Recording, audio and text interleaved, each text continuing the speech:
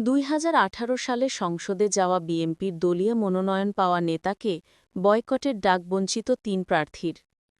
২০১৮ সালের নির্বাচনে সংসদে যাওয়া চাঁপাইনবাবগঞ্জ ২ আসনে বিএনপির দলীয় মনোনয়ন পাওয়া সাবেক এমপি ও বিএনপি কেন্দ্রীয় নির্বাহী কমিটির শিল্প বাণিজ্য বিষয়ক সহ সম্পাদক মোহাম্মদ আমিনুল ইসলামকে বয়কটের ডাক দিয়েছেন একই আসনে দলীয় মনোনয়নবঞ্চিত ৩ প্রার্থী।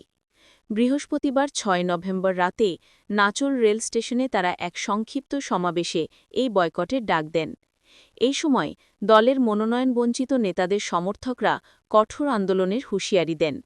সভায় উপস্থিত ছিলেন দলীয় মনোনয়ন ঘোষণার আগে তারেক সাথে অনুষ্ঠিত মতবিনিময় সভায় উপস্থিত থাকা ৪ জন বিএনপি নেতাসহ বিএনপি ও এর সহযোগী সংগঠনের বিভিন্ন স্তরের নেতাকর্মীরা। সভায় ২০১৮ সালের বিতর্কিত নির্বাচনকে বৈধতা দিয়ে দলের সিদ্ধান্ত অমান্য করে সংসদে যাওয়ার অভিযোগ তুলে সাবেক এমপি আমিনুল ইসলামকে বয়কটের ডাক দেন ৩ মনোনয়নবঞ্চিত প্রার্থী। তারা হলেন জেলা বিএনপির সাবেক সাংগঠনিক সম্পাদক আব্দুস সালাম তুহিন, জেলা মহিলা দলের সাধারণ সম্পাদক মাসুদা আফরোজ হক সূচি এবং গোমস্তপুর উপজেলা বিএনপির সাবেক সাধারণ সম্পাদক